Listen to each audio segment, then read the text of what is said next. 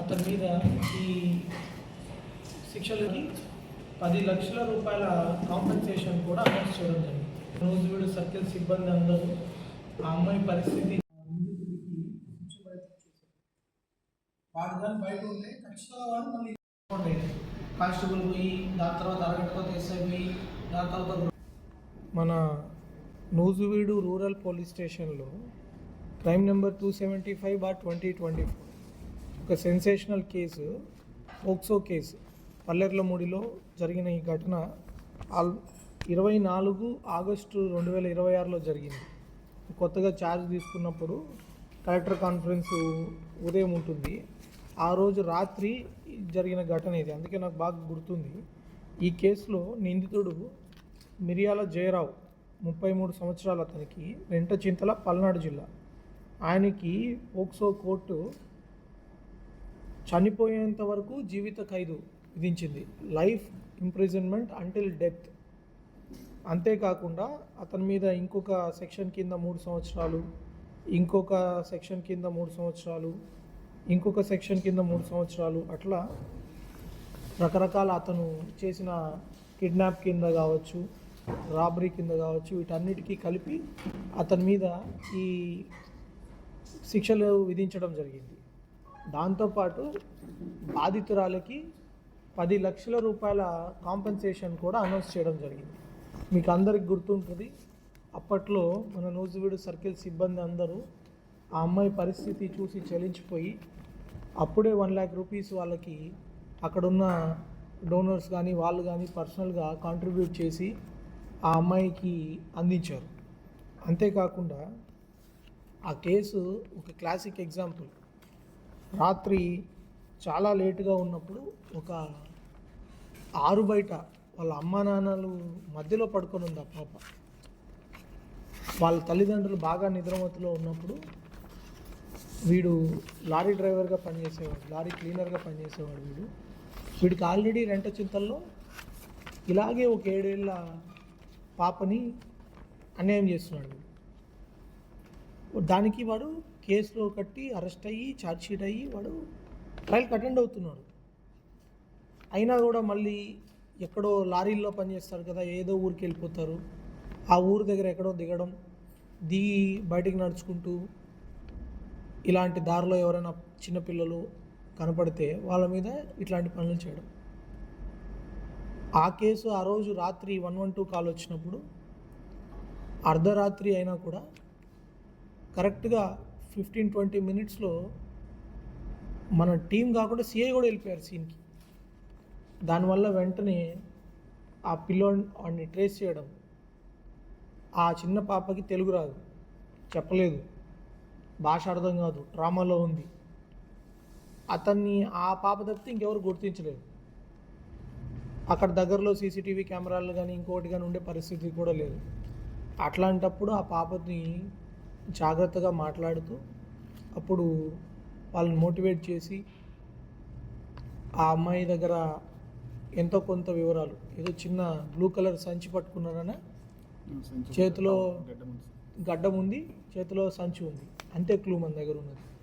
ఆ క్లూ పట్టుకొని అన్ని సీసీటీవీ కెమెరాలన్నీ చెక్ చేసుకుంటూ ఆ సీసీటీవీ కెమెరాల్లో కొన్ని సస్పెక్ట్ ఇమేజెస్ సాధించి బస్ స్టాండ్లో ఎవరున్నారో చూసుకొని అక్కడి నుంచి టకటక ఏ బస్ ఎక్కుంటారు, ఎలా వెళ్ళుంటారు, గుంటూరులో ట్రేస్ చేసుకొని గుంటూరు నుంచి ఇప్పుడు మన సిఐ జంగారెడ్డిగూడెం గారు, మన ఏలూరు 1 టౌన్ సిఐ, తర్వాత ఇంకా మన ఎస్ఐలు అందరూ కూడా వెంటనే దాన్ని లేట్ చేయకుండా మల్టిపుల్ టీమ్స్ కింద ఫామ్ అయ్యి, ఒక నిందితుడు ఎక్కడికైనా పోయి ఉండొచ్చు కదా, అట్లా అన్ని పాసిబుల్ లొకేషన్స్ని ట్రేస్ చేసుకుంటా అందరినీ అలర్ట్ చేసుకొని గుంటూరు పోలీసులు, పల్నాడు పోలీసు అందరినీ కవర్ చేసుకుంటూ అతన్ని సక్సెస్ఫుల్గా అరెస్ట్ చేస్తారు. వితిన్ 13-14 చాలా తర్వాత మళ్ళీ ఎంత ప్రెషర్ అంటే మార్నింగ్ లేస్తే మనము కలెక్టర్ కాన్ఫరెన్స్ ఉంటుంది. ఇది ఒక పెద్ద సెన్సేషనల్ కేసు. అప్పుడు 5 years పాప. అది విదిన్ డే 2 daysలో రిమాండ్ కూడా చూపించేసి, ఓన్లీ రిమాండ్ చూపించడంతో అయిపోకుండా 2 ఏళ్ళు నిందితుడు ఎన్ని రకాల ప్రయత్నాలు చేసినా, ఎంత మంచి అడ్వకేట్లు పెట్టుకున్నా, వాళ్ళు ఎంత గట్టిగా వాదించినా కూడా మన నూజివీడ్ డిఎస్పీ గారు అయితే ఏమి, ఏలూరు డిఎస్పీ గారు, తర్వాత ముఖ్యంగా 1 టౌన్ సిఐ, అప్పుడు నూజివీడ్ రూరల్ సర్కిల్ చేసేవాళ్ళు, రెగ్యులర్గా వెళ్ళి మ్యాజిస్ట్రేట్ కలిసి ఆ అమ్మాయిని జాగ్రత్తగా ఇన్ఫ్లుయెన్స్ కాకుండా చూసుకొని సాక్ష్యం చెప్పించి ఈరోజు ఆ నిందితుడికి శిక్ష పడేటట్టు చేశారు. వాడు కానీ బయట ఉంటే ఖచ్చితంగా వాడు మళ్ళీ ఇంకా చేస్తాడు. ఎందుకంటే వాడు ఆల్రెడీ ఒక కేసులో ముద్దాయి, వాడి కోర్టు బెయిల్ ఇచ్చేసింది.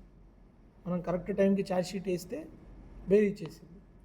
బెయిల్ ఇచ్చేసినా మళ్ళీ హైకోర్టుకి పోయి వాడు బెయిల్ క్యాన్సిల్ చేపించి వాడిని మళ్ళీ లోపల పెట్టి వాడు ట్రయల్ స్టార్ట్ చేయించారు. తర్వాత ఈ నార్మల్ పబ్లిక్ ప్రాసిక్యూటర్ అయితే చేయలేరని చెప్పి గవర్నమెంట్ పర్మిషన్ తీసుకొని ఒక స్పెషల్ పబ్లిక్ ప్రాసిక్యూటర్ని డిఓపి గారి సహాయంతో తీసుకొచ్చి ఆయన దగ్గరుండి వాదనలు చేపించి రిటర్న్ ఆర్గ్యుమెంట్స్ ఫైల్ చేపించి ఐజీ గారు కూడా ఈ కేసుని పర్సనల్గా మానిటర్ చేశారు. ఇట్లా మన కోర్ట్ మానిటరింగ్ సెల్ సిస్టమ్, మన సిఐ సుబ్బారావు సిఐ గారు వాళ్ళ టీము చాలా చక్కగా దీన్ని కేసు పోనీయకుండా, ఎందుకంటే ఇది ఫస్ట్ కేసు. చాలాసార్లు మనం ఏం చేస్తాము, ఎప్పుడో జరిగిన కేసులకి ట్రయల్ చేపిస్తుంటాం. కానీ ఇవన్నీ ఇప్పుడు రీసెంట్గా వస్తున్న కొన్ని, మొన్న ఒక లేడీని కూడా చంపేశాడు పెట్రోల్ పోసి 1 టౌన్లో, దాంట్లో కూడా మనకి కన్విక్షన్ వచ్చింది. ఇప్పుడు రీసెంట్గా మన టైంలో జరిగిన కేసెస్ కూడా ఇప్పుడు కన్విక్షన్స్కి వస్తున్నాయి ఒక్కొక్కటి. సో చాలా చక్కగా వాదించారు ఈ కేసులో. యాక్చువల్గా వాడికి death penalty he will deserve. So 2019లో రెంటచింతల్లో జరిగిన కేసులో కన్విక్షన్ రాలేదు, అంటే ఇంకా ట్రయల్ పూర్తి కాలేదు.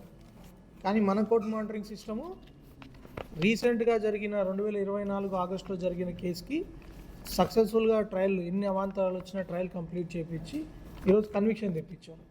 సో ఇది classic example court monitoring cell ఎంత ఎఫెక్టివ్గా పనిచేస్తుందనే దానికి ఇది ఒక ఉదాహరణ, అంతే కదా. అంతకుముందు పాత కేసులోనే ట్రయల్ కంప్లీట్ కాకుండా ఉన్న కేసులో ఇప్పుడు కొత్త కేసులో ట్రయల్ కంప్లీట్ చేయించి శిక్ష పడిచ్చారు.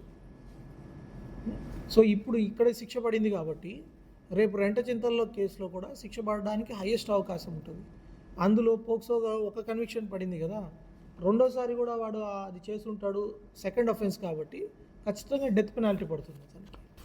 సో కోర్ట్ మానిటరింగ్ సెల్ని, ఆ కేసుని చక్కగా ఇన్వెస్టిగేషన్ చేసిన ఆఫీసర్స్ని, అప్పుడు అరెస్ట్లో వాడిని పార్టిసిపేట్ చేసిన సిఐ ఎస్ఐలు అందరికీ కూడా నేను నా హృదయపూర్వక అభినందనలు చెప్తున్నాను. ఈ కేసు ఒక గొప్ప పనిగా కాకుండా ప్రతి కేసులో కూడా ఇట్లానే మనము చేయాలని నేను వాళ్ళు కోరుకుంటున్నాము. దానికోసం మీరు రీసెంట్గా చూస్తుంటారు, ప్రతి శుక్రవారం కూడా అందరూ పరేడ్ చేస్తున్నారు. ప్రతి స్టేషన్లో ఉన్న కానిస్టేబుల్స్ అందరిని, హోంగార్డ్స్తో సహా సాధన అని చెప్పి వాళ్ళు ఒక ప్రోగ్రామ్ కూడా మేము త్వరగా చూపిస్తాం, రిజల్ట్స్ రాగానే చూపిస్తాము. దానిలో భాగంగా వాళ్ళందరూ పరేడ్ చేయడము, సైంటిఫిక్ ఇన్వెస్టిగేషన్ ఎట్లా చేయాలి, క్లూస్ ఎట్లా కలెక్ట్ చేయాలి, కేసు ఎలా రాయాలి. పోలీసులు ఏమి బ్రహ్మాండంగా అందరిని అరెస్ట్ చేసి తీసుకొస్తారు, చంద్రమండలం మీద ఉన్న వాడిని పట్టుకొని తీసుకొస్తారు. కానీ మాకు ప్రాబ్లం ఎక్కడ ఉంటుంది, ఆ కేసు సరిగ్గా రాసిన కేసుని కరెక్ట్గా వాదించి, ఎందుకు ఆ వాదించేటడికి రాసిన అతను ఉండడు, పట్టుకున్న అతను ఉండడు, ఎవరో ఒక ఆయన ఉంటాడు. అందుకే కోర్ట్ మానిటరింగ్ సెల్ ఇంపార్టెంట్. వాళ్ళందరినీ ఎక్కడెక్కడో ఉండిపోయినా కూడా వాళ్ళందరినీ మళ్ళీ పిలిపించి వాళ్ళతో మాట్లాడి ఆ కేసులో ఎందుకు ఎవరు ఏం చేశారని ఒకసారి మళ్ళీ కలెక్ట్ చేసుకొని కోర్టులో కరెక్ట్గా రిప్రజెంట్ చేయాలి. ఇంకోటి ఏంటి, ఎంత త్వరగా ట్రయల్ జరిగితే అంత మంచిగా విక్టిమ్స్ చెప్తారు, అంతే కదా. ఈ పాప 5 ఏళ్ళు, ఈ పాపకి 2 ఏళ్ల లోపల ఈ కేసు అంతా, 2 ఏళ్ళు కదా ఆమెకి, వెంటనే చెప్పింది కదా, చెప్పింది సార్. ట్రయల్ జడ్జిమెంట్ రావడానికి టైం పట్టింది, కానీ ఆమె వెంటనే 6 నెలల లోపల అట్లా ఆమె సాక్ష్యం వచ్చేసింది. సో సాక్ష్యం వస్తే వాళ్ళు బాగా తెలుసుంటారు, కన్ఫ్యూజ్ అవ్వరు, తర్వాత వేరే భయాలు ఉండవు. ఇదే పాప స్కూల్కి వెళ్ళింది అనుకోండి, స్కూల్లో రకరకాల థాట్స్ వస్తాయి, అమ్మో ఈ కేసులు ఇవన్నీ వస్తే మళ్ళీ మనకేమొస్తుందో భయపడి, వాళ్ళ పేరెంట్స్ కూడా ఎందుకు ఇవన్నీ, ఇప్పుడు 6-7 ఏళ్ళు సాగదీశారనుకోండి, వాళ్ళు చెప్పరు కదా. సో ట్రయల్స్ అనేవి మనం ఫాస్ట్గా చేయించుకోవాలి, కోర్ట్స్ కూడా సహకరించి ట్రయల్స్ ఫాస్ట్గా చేయాలి, ఎస్పెషల్లీ సెన్సేషనల్ కేసెస్లో. 5 ఏళ్ళ పాప కేసు మనం ఫస్ట్ చేయాలా, లేకపోతే ఆర్డర్ చూసుకోవాలా. చాలామంది ప్రేమించి పెళ్లి చేసుకొని వెళ్ళిపోయి ఉంటారు, టెక్నికల్గా కేసే, కానీ ఆ కేసు తొందరగా చేయాలా, ఈ కేసు తొందరగా చేయాలా, అది సమాజం కూడా డిసైడ్ చేసుకోవాలి. చాలా కేసుల్లో మనం అనుకుంటాం అక్విటల్ అయిపోయింది. ఎందుకు అక్విటల్ అయిపోతుంది, మనం కేసుని ప్రయారిటైజ్ చేసుకోవాలి. సమాజం కూడా ఏ కేసుకి మనం ఇప్పుడు నిర్భయ కేసు ఉంది, ఇంకొక కేసు ఉంది, ఇలాంటి కేసులు సమాజంలో మీరు కూడా పెద్ద హెడ్లైన్ రాస్తారు కదా, అట్లాంటి కేసుల్ని మనం ముందుగా ట్రయల్ చేసుకొని కోర్ట్స్ కూడా మనకి చక్కగా సహకరించారు జ్యుడిషియరీ. అట్లా ఇంకా ఇప్పుడు 2 ఏళ్ళు పట్టింది. ఇంకా మనము చట్టంలో ఉంది 3 నెలలు చేయాలని. అట్లాగాని మనం చేయగలిగితే పోలీస్ వ్యవస్థ, జ్యుడిషియరీ అందరు కలిస్తే ఇలాంటి దుర్మార్గులు ఇంకొకసారి చేయరు. వీడు ఆల్రెడీ చేసినోడు ఇంకో నేరం చేశాడంటే ఏంటి, మనం వ్యవస్థలో మనం చూడాలి మనకు ఎందుకు ఆ ప్రాబ్లం వచ్చిందో. సో కోర్ట్ మానిటరింగ్ సెల్ లాంటి వ్యవస్థని నేను మళ్ళీ అభినందిస్తున్నాము. ఆ రోజు డయల్ 112 కాల్కి కొంచెం నిదానంగా పోయినా మనకు తెలియదు, మనకు దొరుకుతారు. వాడు ఇంకో లారీ ఎక్కేసి ఎక్కడ వెళ్ళిపోయి ఉంటే, రాజస్థాన్కు లారీ డ్రైవర్ ఎక్కడ వెళ్తారు, లారీ క్లీనర్ ఎక్కడ వెళ్తారు తెలియదు కదా, అయిపోయిండేది. లేకపోతే అతన్ని ఇక్కడ గుర్తించాల్సిన వాడు ఎవడు గుర్తించాడు, వాడెక్కడికైనా వెళ్ళిపోయినా కేసు బ్లైండ్ అయిపోయింది. సో పోలీసు స్పీడ్ ఎంత రెస్పాన్స్ ఫాస్ట్గా ఉంటే అంత మంచి రిజల్ట్ వస్తుంది. మన వాళ్ళు చక్కగా చేశారు. 112 కాల్కి వెంటనే రెస్పాండ్ అయ్యారు. కానిస్టేబుల్ పోయి, దాని తర్వాత అరగంట తర్వాత ఎస్ఐ పోయి, దాని తర్వాత ఒక 2 గంటల తర్వాత సిఐ పోయి ఉంటే సరి అంత ఫాస్ట్గా నడిచి ఉండేది కాదు. తర్వాత ఆ టీమ్స్ ఓన్లీ ఒక సిఐని పెట్టుంటే ఆయన ఎక్కడ ఎత్తుకగలిగేవాడు, ఒక దగ్గర ఎత్తుకగలిగేవాడు. అట్లా కాకుండా within matter of hours multiple teams form అయ్యి వెతుక్కొని పట్టుకొని వచ్చారు. కాబట్టి మనకి మొత్తం ఎవిడెన్స్తో సహా వాడు దొరికాడు. సో అన్ని రకాలుగా బాగా చేశారు. వాళ్ళందరినీ నేను మనస్ఫూర్తిగా అభినందిస్తున్నాను. ఇంకా అన్ని కేసుల్లో కూడా ఇట్లానే స్ఫూర్తి తీసుకొని చేయాలా. ఎస్పెషల్లీ క్రైమ్ అగెనిస్ట్ ఉమెన్, ఆడవాళ్ళ మీద ఏదైనా అఘాయిత్యం చేస్తే వదిలే పరిస్థితే లేదు. ఇప్పుడు దీంతో కలిపి ఇది 36వ లైఫ్ కన్విక్షన్. 36 లైఫ్ ఇప్పుడు 36 అయినాయి దీంతో. నెక్స్ట్ కూడా ఇంకా కొన్ని ఉన్నాయి. వాటన్నిటిని కూడా చేసి త్వరగా హాఫ్ సెంచరీ కొట్టాలని చెప్పి నేను సుబ్బారావు సిఏ గారికి కోరుకుంటున్నాము. మా వాళ్ళకి కూడా చెప్తున్నాము, 50 మందిని మీరు లైఫ్ కన్విక్షన్ లేపించి చేయాలి. ఓకే, అంటే ఇప్పుడున్న కొత్త చట్టాల్లో ముద్దాయి నుంచి ఇప్పించేదానికి కూడా అవకాశం వస్తూ ఉంది. మనకు కొన్ని పరిస్థితి ఏంటి, ముద్దాయికి ఏం ఉండదు. ఇప్పుడు వీడు లారీ క్లీనర్ కదా, అతని దగ్గర ఉంటే ఖచ్చితంగా సీజ్ చేసి ఆక్షన్ చేసి ఇస్తారు. బలవంతుడైతే అతని దగ్గర ధనికంగా ఉంటే, లేనప్పుడు గవర్నమెంట్ కూడా పే చేస్తుంది. కానీ అందరికంటే ముందు మా వాళ్ళు ఇచ్చారు కదా. సో ఎఫిషియన్సీనే కాకుండా కొంచెం మంచి మనసు ఉంటే కూడా త్వరగా పని మంచిగా జరుగుతుంది.